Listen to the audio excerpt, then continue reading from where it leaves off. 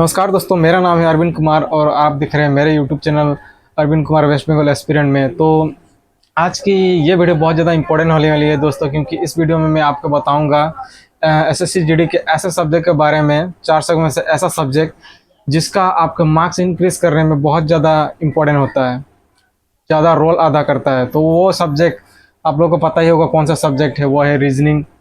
तो रीजनिंग बहुत ही उतना कठिन भी नहीं होता है, बहुत अच्छा सब्जेक्ट होता है जिससे आपका मार्क्स से बहुत ज़्यादा फ़र्क आता है और अच्छा नंबर ला सकते हैं रीजनिंग से, क्योंकि इसको आप 20 में 20 बना सकते हैं, 40 में 40 नंबर प्राप्त कर सकते हैं। तो इस वीडियो में आपको रीजनिंग के पढ़ने का तरीका बताऊंगा और इसका इसकी स्ट्रेटजी क्या होने वाली है पढ़ने की, और इसका कौन कौन से टॉपिक का आपको नोट बनाना चाहिए वो भी बताऊंगा।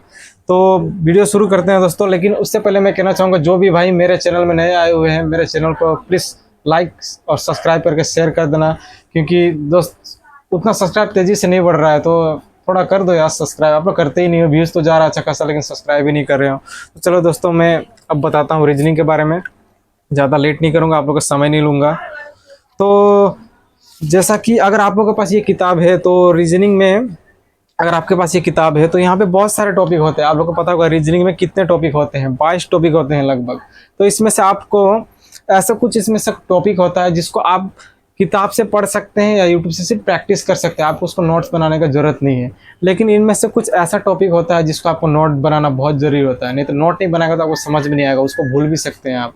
तो ऐसा कुछ सब्जेक्ट है जिसको मैं अभी बताने वाला हूँ, मैंने यहाँ पर लिख के रखा है, तो उसको मैं बताऊँगा। सिर्फ वही टॉपिक बताऊँगा जिसको आपको नोट्स करके रखना है, वो इंपॉर्टेंट टॉपिक सब है। तो 22 है, इसमें से अब सिर्फ उसी को बताऊँगा जिसको आपको नोट्स करना है। बाकी सब तो आप लोग को पता ही होगा, वर्गीकरण, सादृश्यता, कोडिंग एंड डिकोडिंग, शब्दों का तार्किक क्रम, श्रृंखला, लुप्त पदों का भरना, कर्म व्यवस्थित परीक्षण, गणितीय संक्रिया, दर्पण एवं जल प्रतिबिंब, कागज का मोड़ना एवं काटना, आकृति श्रृंखला, आकृति पूर्तिकरण, सन्निहित आकृतियाँ, ज्यामितीय आकृति गणना, ये सब आप प्रैक्टिस कर सकते हैं यूट्यूब से जाकर। अब मैं बताता हूँ ऐसे मेन टॉपिक्स के बारे में जिसको आपको नोट्स बनाना ही पड़ेगा। नोट्स नहीं बनाएंगे तो आपका बहुत फ़र्क पड़ेगा, याद नहीं होगा, वो प्रैक्टिस अच्छे से नहीं कर पाओगे, उसका नोट्स बनाना बहुत ज़रूरी है। तो यहाँ पे वो टॉपिक्स मैंने लिख कर रखा है दोस्तों। तो यहाँ पे सबसे पहला जो टॉपिक है वो है रक्त संबंध। रक्त संबंध आप लोगों को पता क्या होता है? इसमें क्वेश्चन आप लोगों ने देखा होगा, अगर किसी यहाँ पे कोई अगर मेरे वीडियो में भाई जो 1-2 बार एग्जाम दे चुके हो, अगर बिगिनर्स हो तो आपके लिए तो बहुत अच्छा है ये वीडियो, बिगिनर्स के लिए खासकर मैंने ये वीडियो बनाया, और बाकी सबको ही फायदा हो जाएगा। तो देखिए, रक्त संबंध में होता क्या है मैं बता रहा हूँ। जैसे कि अभी पहले आता था कि दीदी की मौसी की भाई का बेटा का फूफा का क्या, कौन किसका रिलेशन, इससे क्या है, ऐसा होता था। बट अब वैसा नहीं आता है। रक्त संबंध अब कैसा आता है मैं बता रहा हूँ। मान लो रक्त संबंध में एच है, एच एम की माँ है बोलेगा, एम आर की बहन है, और एफ आर का पिता है। तो एफ का एच के साथ क्या संबंध है, अभी ऐसा क्वेश्चन आता है। तो इसको आपको सीखना पड़ेगा, नोट्स बना कर रखना पड़ेगा, समझना पड़ेगा। ये एक हो गया। उसके बाद आपका दूसरा नंबर है दिशा परीक्षण। दिशा परीक्षण को इंग्लिश में क्या बोलते हैं आप लोग को पता होगा, इसको बोलते हैं डायरेक्शन टेस्ट।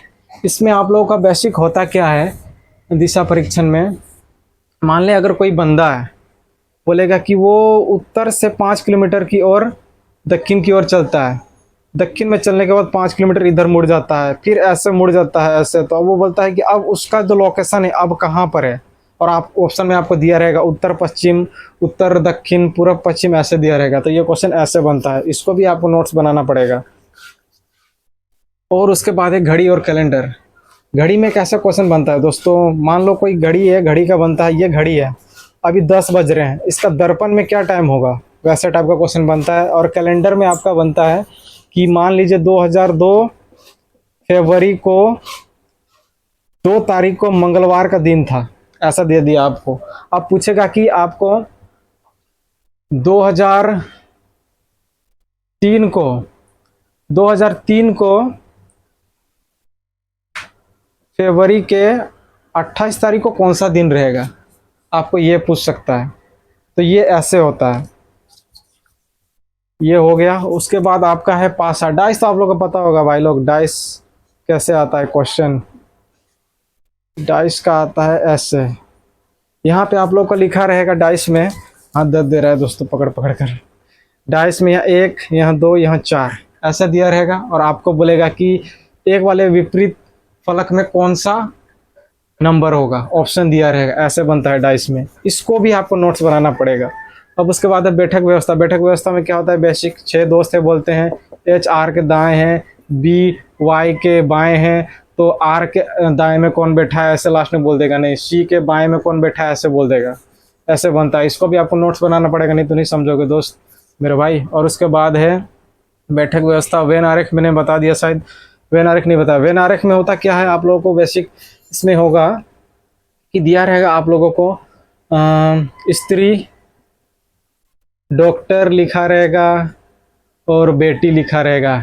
इन तीनों का आपस में क्या संबंध है वैसा डायग्राम आपको दिया रहेगा बना बना कर, ऐसे छू कर डायग्राम दिया रहेगा। तो कौन सा डायग्राम सही है वो रहेगा इसमें। और कथन और निष्कर्ष, ये तो एकदम इतना इजी है ना ये कथन निष्कर्ष। मतलब क्या होता है इसमें, बहुत इजी होता है। अगर आप लोगों को नहीं आ रहा है तो मैं समझा भी दूंगा बाद में अगले वीडियो में, क्योंकि ये वीडियो बहुत ज़्यादा लंबी हो जाएगी। कथन निष्कर्ष में होता क्या है कि कुछ गाय बकरी है लिखा रहेगा, कुछ बैल गाय है, और ऑप्शन सब दिया रहता है। बहुत ही ईजी होता है, ये भी बना लोगे आप लोग प्रैक्टिस करते हो तो। 7 और 8वां में होता है न्याय संगता, शैलोलिज्म। इसमें बेसिक होता क्या है, इसमें भी सेम कथन निष्कर्ष ही तरह कुछ कुछ होता है। मतलब कुछ एच आर है और निष्कर्ष आपका दिया रहेगा, निष्कर्ष 2 वो करता है या निष्कर्ष 2 सही है ऐसा दिया रहता है। ये भी वैसे टाइप का होता है। तो ये कुछ 8 टॉपिक है जिसको आपको नोट्स बनाना पड़ेगा। उसके बाद आपका रीजनिंग अच्छा हो सकता है और बाकी टॉपिक हो, लेकिन आपको नोट्स नहीं बनाना पड़ेगा। तो ये सबको नोट कर लीजिएगा।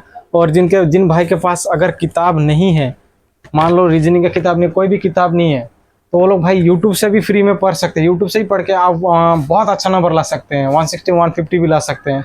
लेकिन अब फिर आप मेरे भाई लोग कमेंट करोगे भाई आपने क्यों 4 किताब खरीद रखा है। तो मैं बता दूं दोस्त, मैं भी यूट्यूब से ही पढ़ा हूँ। ये किताब सिर्फ मैंने प्रैक्टिस के लिए ख़रीदा है। तो मैं अगली वीडियो में बता दूंगा, ला दूंगा कि आपका फ्री कोर्स कैसे करना है, कहाँ से करना है, मैं सब कुछ बता दूंगा। यूट्यूब में कौन से टीचर कहाँ से करना है इस वीडियो में नहीं बता सकता हूँ, क्योंकि ये वीडियो बहुत ज़्यादा लंबी हो जाएगी दोस्त। तो यही स्ट्रेटजी थी रीजनिंग पढ़ने की। और अच्छे से पढ़िए दोस्तों, बस हो ही जाएगा आपका नंबर, बहुत अच्छा हो जाएगा ऐसे करके। तो मिलते हैं अगले वीडियो में दोस्तों। जय हिंद, जय भारत।